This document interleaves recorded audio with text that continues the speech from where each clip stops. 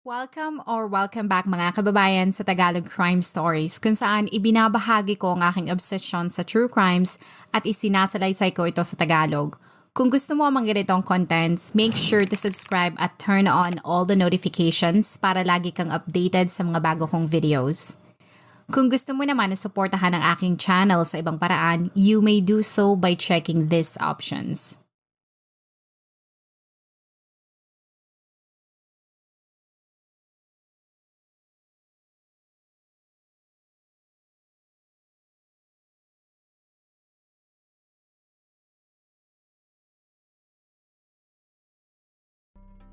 Mabait, madiskarte at isang tunay na kaibigan.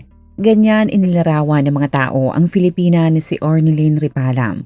Sa ulat ay nakalagay na ito ay sinilang noong October 2, 1991 sa Bacolod. Pero hindi katulad ng ibang mga bata na may kumpletong pamilya, si Ornelyn ay lumaki na walang nakagisnang mga magulang. At upang hindi mapariwara sa buhay, ang kanyang tiyahin ay kinupkop at inampun siya. Ito na ang nagpaaral at nag-aruga sa kanya, ngunit nang ito ay nakaranas na ng pinansyal na problema sa buhay, si Ornelyn ay hindi pinabayaan ng kanyang lolo at lola. Naging madalas ang paglalagay niya sa bahay ng mga ito at halos naging permanente na siyang nanirahan doon. Bata pa lamang ay gusto na nitong pumasok sa kolehiyo at kumuha ng kursong computer science dahil gustong-gusto nito ang lahat ng tungkol sa computer pati sa programming. Ngunit ang pangarap niyang yan ay mabilis namang naglaho dahil sa hirap ng buhay at limitadong kakayahan ng kanyang lolo at lola na mapasok siya sa college.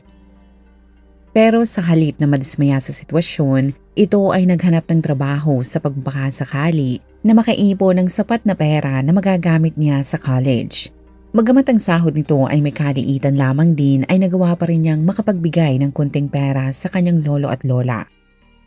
Ngunit noong ito ay 20 taong gulang na, ang pangarap niyang makabalik sa pag-aaral ay nagtapos at tuluyan ng tinapos ni Ornelyn nang malaman niyang siya ay nagdadalang tao. Kahit ito ay kinakabahan na maging isang ina, lalo na at wala sa tabi niya ang kanyang nanay para umalalay, si Ornelyn ay kontento naman sa emotional support na natatanggap niya mula sa kanyang boyfriend. Ang 20 taong gulang na dalaga ay excited na manganak dahil sa wakas ay matutupad na niya ang kanyang pangarap na magkaroon ng buong pamilya. Pero ilang linggo pagkalipas niya manganak, ang pagkakaroon ng bagong sanggol sabayan pa ng kakulangan ng tulog at idagdag mo pa dyan ang kahirapan ay talaga namang nasubok ang kanilang pagmamahalan. Pero kahit habaan niya ang kanyang pasensya, unawain na talagang mabigat ang kanilang pinagdadaanang adjustment bilang mga bagong magulang. Sa halip na mas maging responsable ang ama ng kanyang anak, ay mas piniling ituon ang kanyang atensyon sa alak at kalaunan ay sa ibang babae. Sa dami ng stress sa kanyang buhay, si Ornelyn ay kalaunang hinayaan na lamang itong mababae at tuluyan na rin silang naghiwalay. Kung ang iba mga tao na edad na 21 ay nasa eskwelahan o nagtatrabaho o kaya naman ay inaalam kung ano ang kanilang gusto sa buhay, ang pagiging single mother ni Ornelyn ang nagturo naman sa kanya na mas maging malakas para sa kanyang anak. At nang hindi na ito alagain, kahit mahirap ay iniwan ito ang kanyang anak sa pangangalaga ng kanyang pamilya upang makapagtrabaho sa Maynila sapagkat mas malaki ang sahod at maraming oportunidad doon. Nang makarating sa syudad, ito ay nagawang makapagtrabaho bilang isang sales lady sa Cubao at kalaunan ay natanggap din ito sa mall sa Makati. Sa loob ng ilang taon ay nagbabalik-balik siya sa probinsya patungong Maynila. Sa tulong rin ng 8 niyang mga itinuring na kapatid, ang kanyang anak na lalaki ay maayos na lumaki. Kalaunan sa kagustuhan nitong magkaroon ng side hustle, si Ornelyn ay nagkaroon na rin ng online shop kung saan nagbebenta ito ng iba't ibang mga beauty products. Sa sipag, diskarte at maayos nitong pamamalakad sa negosyo ay nagkaroon si Ornelyn ng marami at loyal na customers.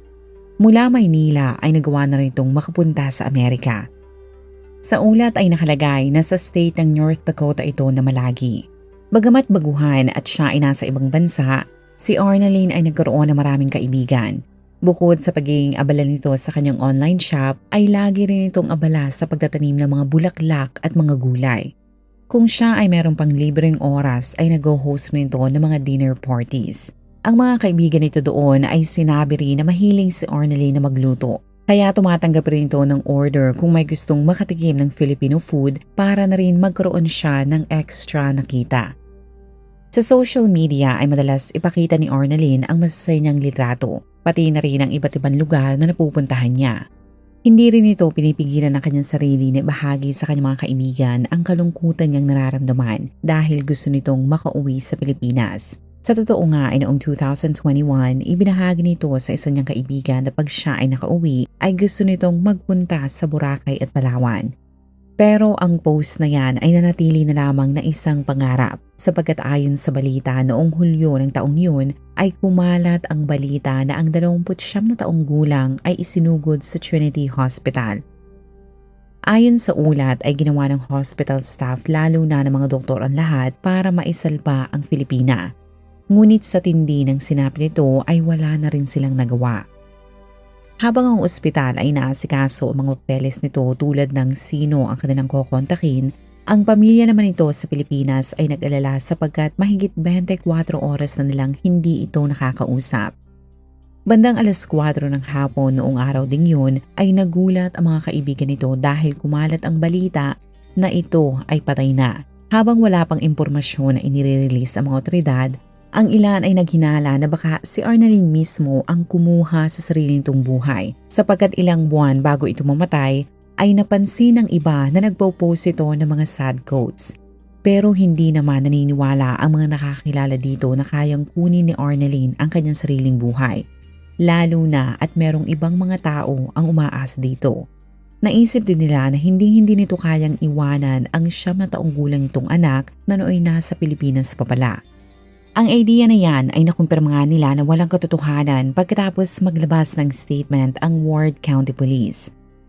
Ayon sa mga ito, gabi ng July 12, sila ay nakatanggap ng isang tawag mula sa ospital dahil merong isang babaeng isinugod doon na namatay dahil sa tama ng baril. Ang mga otoridad ay kaagad nagtungo sa Trinity Hospital. Pagkatapos nilang makita ang bangkay ng isang babae ay kaagad silang nagbukas ng homicide case at ipinadala ang labi sa coroner para masuri. Bagamat alam na nila na si Ornalyn ang biktima ay hindi muna nila inirelease ang impormasyon na yan sa media sapagkat gusto nilang ipaalam muna sa mga kapamilya nito sa Pilipinas ang sinapit ng kanilang mahal sa buhay. Ang mga kamag-anak nito sa Pilipinas ay nagulat sapagkat wala silang alam o kilalang tao na may matinding galit kay Ornalyn. Bagamat ang ilang mga kaibigan nito sa North Dakota ay hindi rin makapaniwala na wala na si Ornalyn, ay mabilis namang kumilos para makatulong. Ang isa sa mga best friends nito ay binahagi sa social media na kahit gulat na gulat ang pamilya nito sa Pilipinas, ay ayaw ng mga itong i-cremate ang labi ng biktima. Sa halip ay gusto ng mga itong maiuwi ang labi ni Ornalyn. Pati ang 8 taong gulang nitong anak na lalaki ay gusto ring makita kahit sa huling sandali ang bangkay ng kanyang nanay. Ngunit ang problema ay ang mga ito ay walang pondo para maiuwi ang bangkay ni Ornalyn. Kaya gumawa sila ng GoFundMe page upang makakalap ng pondo. Simula na magawa ang page ay araw-araw nilang ibinahagi ang link sa kanilang social media. Kinuha rin nila ang mga alagang halaman ng biktima para maalagaan at ang iba ay maingat nilang inilagay sa kwarto nito. Habang abala ang mga kaibigan ng biktima sa pag-aasikaso sa pag-uwi sa bangkay nito, ang hepe naman ng police station na humahawak ng kaso ay kinumpirma na nasa kanilang custody na ang salarin. Kasabay ng pag-identify kay Ornalyn bilang biktima ay isinuwalat rin nila na ang salarin sa nangyari ay ang 41 taong gulang na si Eric Clayton Van. Nagawa kong makita at ma-access ang mismong court document at makikita mo na ito ang mga kasong isinampa laban sa kanya. Pero katulad ng inaasahan, ito ay nag-plead ng not guilty.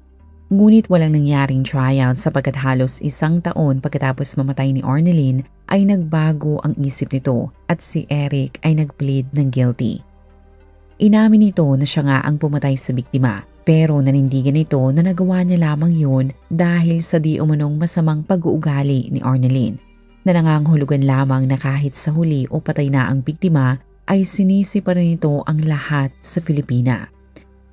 Sa court document ay nakalagay na kaya pala nakarating sa North Dakota si Ornalyn ay dahil sa nakakilala ito ng isang Amerikano. Pagkatapos ng hindi nila mabilang na mensahe at video calls, ang dayuhan ay bumiyahe patungo Maynila kung saan ang dalawa ay nagkita. Sa ganda ng kanilang samahan, ang Amerikano ay nagdesisyon na mag-propose sa Filipina. Habang pinoproseso nila ang K1 fiancé visa ay nagdesisyon silang magbukas ng online store na nagawang i-manage ni Ornelin. Nang maaprubahan ang visa ay mabilis siyang bumiyahe at doon ay ginanap ang kanilang simpleng kasalan. Naging maayos ang unang mga linggo at buwan ni Ornelin sa North Dakota, ngunit ang honeymoon stage nilang dalawa ay mabilis na natapos. Naging madalas ang bangayan nila hanggang isang araw ay nagdesisyon na lamang ang Amerikano na tapusin na ang namamagitan sa kanila.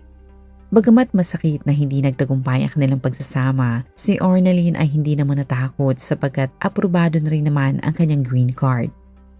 Matyaga na itong naipagpatuloy ang pagmamanage sa online shop, pagtanggap sa order mula sa ibang tao ng paluto at aktibo rin itong naghahanap ng trabaho dahil alam niyang hindi siya pwedeng magpahinga sapagkat may umaasa sa kanya. Sa kadahilanan na mahirap mag-isa sa buhay lalo na at nasa ibang bansa siya, si Ornelin ay nag-install muli ng dating app sa kanyang cellphone. Marami ang nagka-interes sa kanya ngunit sa lahat ay nakasundo niya si Eric Clayton Vent. Kahit 12 taon ang agwat nila sa isa't isa ay hindi yun naging hadlang. Pagkatapos nilang magkita ng napakaraming beses sa personal at hindi na mabilang na palitan ng mensahe at video calls, si Ornelin ay talagang nahulog na sa Amerikano, kaya kalaunan ay pumayag na rin ito na magsama sila sa iisang bubong. Ang pamilya nito sa Pilipinas ay masaya sapagkat nakatagpo na rin ito ng tao na makakapagbigay sa kanya ng kaligayahan. Madalas nitong i-post kung gaano ka-sweet ang bago niyang nobyo sa social media. Si Ornelin ay naipagpatuloy rin ang kanyang mga gustong gawin sa buhay tulad ng pag-aasikaso sa online store at pagtatanim. Ang mga kaibigan nito ay saksi sa pagmamahala ng dalawa. Sa totoo nga ay sa tuwing mag-host si Ornelin ng party sa kanilang bahay ni Eric ay nagpatotoo sila na napaka-welcoming ng ora nito. Nakwento rin sa kanila ni Ornelin na kaya gustong-gusto nito ang bago niyang nobyo ay dahil sa tanggap nito ang kanyang anak na nooy nasa Pilipinas pa. Nasa plano na rin pala ng mga ito na kung meron na silang sapat na pera ay kukunin nila ang bata. Bagamat hindi pa sila engaged, si Ornelin ay malaki ang tiwala at lagay ang kanyang loob na ang kanyang nobyo ay merong parehong priorities sa kanya. Ayon sa isang kaibigan nito, ang pagsasama ng kanyang kaibigan kay Eric ay hindi mala fairy tale. Sinabi nito na katulad ng ibang pagsasama ay nagkakaroon din ang mga ito ng hindi pagkakaunawaan. Noong una ay hindi siya nag-aalala sapagkat napag-uusapan at naaayos rin ng mga ito ang kanilang gusot. Pero sa likod pala ng mga gindi na ipinapakita ni Ornelin ay meron pala itong matinding pinagdadaanan sa kamay ni Eric. Ngunit sa court documents naman ay nabasa ko na para kay Eric, si Ornelin ang may problema. Para dito ay kaya nasira ang kanilang relasyon ay dahil sa pamilya nito sa Pilipinas. Ayon sa Amerikano, ang madalas nilang pag-awayan ay ang pagbabadala ng kanyang nobya sa pamilya nito na kahit sarili niyang pera ay ginagamit na rin ni Ornelin. Sinabi ni Eric na siya ay merong normal na trabaho, kaya ang sahod niya ay sapat lamang sa pambayad niya sa mga bills at kanilang mga pangangailangan. Kaya ang madalas na pagpapadala ni Ornelin sa Pilipinas ay talaga namang naging rason kung bakit kailangan nilang magtipid. Ibig sabihin ay kung gusto nilang magbakasyon, magpakasal o bumili ng sarili nilang bahay ay hindi nila magagawa sapagkat wala silang naiipon. Ilang beses niya di umanong kinausap si Ornelin pero lagi nitong sinasabi na kaya naman nilang kitain ang pera. Iginiit nito na hindi siya madamot pero magkaiba talaga sila ng priorities ni Ornelin. Ipinaliwanag niya na sa kultura ng mga Amerikano ay hindi normal na suportahan ng isang anak ang mga magulang, lalo na at kung kaya pa naman namang itong magtrabaho. Ngunit sa isip naman ni Ornelin, ang kanyang ginagawa ay ang tamang paraan upang masuklian ang kabaitan ipinakita sa kanya ng kanyang tiyahin at lolo't lola. Ang pagkakaiba nila sa aspeto na yan ang rason kung bakit para kay Eric ay naging madalas ang kanilang pag-aaway. Sa kadahilanan na patay na ang biktima ay hindi na nito kayang maipagtanggol ang kanyang sarili. Kaya para ilaban at mapatunayan na si Eric ang masama sa relasyon, isang kaibigan ni Ornelin ang nagbahagi ng screenshots nang palitan nila ng mensahe kung saan nag-open sa kanya ang biktima.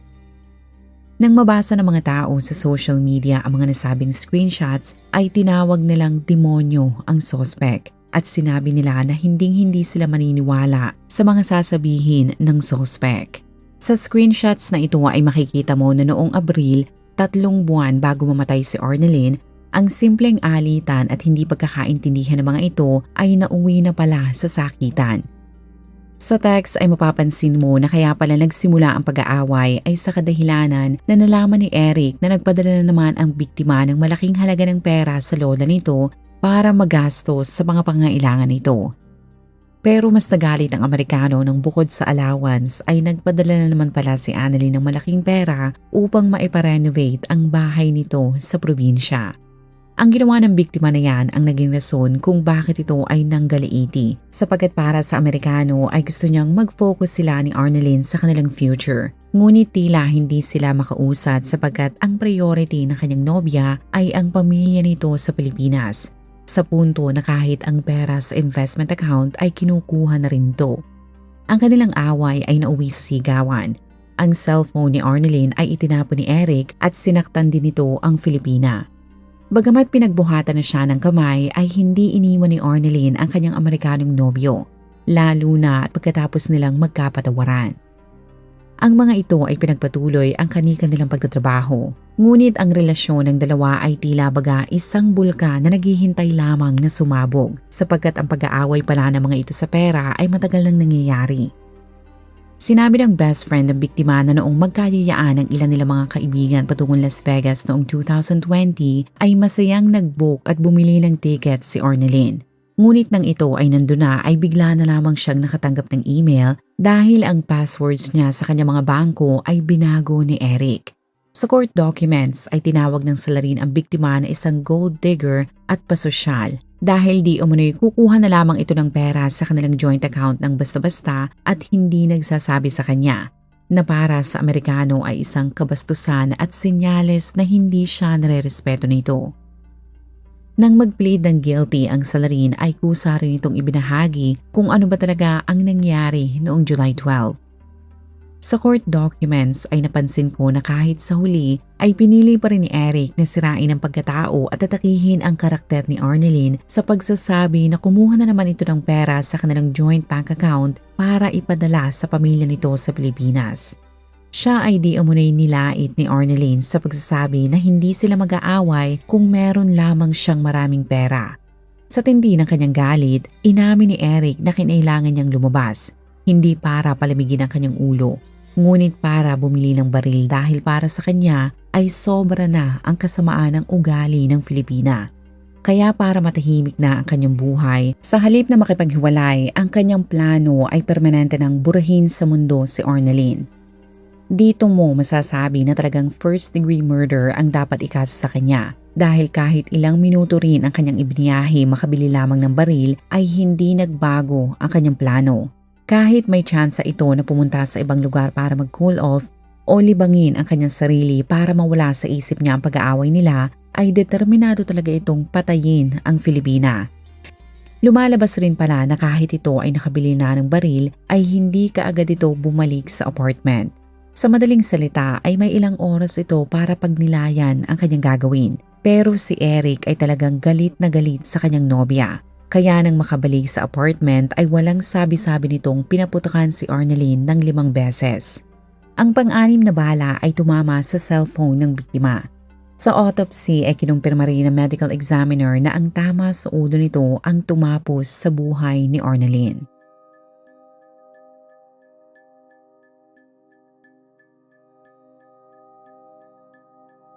Kapalit ang pag-plead nito ng guilty at pag-ako ng responsibilidad sa krimen ay ibinaba ang mga kaso laban kay Eric. Sa tindi ng kanyang ginawa, ang hukom ay naniniwala na may posibilidad na ulitin na naman ito ang pamamaril. Kaya bilang parusa, si Eric ay pinatawag nitong makulong ng 35 taon sa kulungan. Kahit sinira ng salarin ang pagkatao at inatake ang karakter ni Orneline sa korte, ang mga kaibigan nito sa North Dakota ay sinabi na hindi sila naniniwala sa mga sinasabi ng Amerikano. Para sa kanila, si Arnalyn ay isa sa mga taong may mabuting puso. Sa tulong ng mga tao, ang kaibigan nito ay nakakalap ng pondo na hindi lamang nagamit sa lamay at burol. Pero ang natirang pera ay naibigay nito sa pamilya ni Arnalyn na sana ay magamit at naitabi para sa pag-aaral ng 8 taong gulang nitong anak na lalaki. Kung ikaw ay nakinig hanggang sa dulo ng video na ito, maraming salamat sa panonood sa episode na ito. Please consider leaving a comment or i-like ang video na ito. At kung may kaso ka na gusto mong i-cover ko, please let me know. Magandang araw sa iyo, kabayan.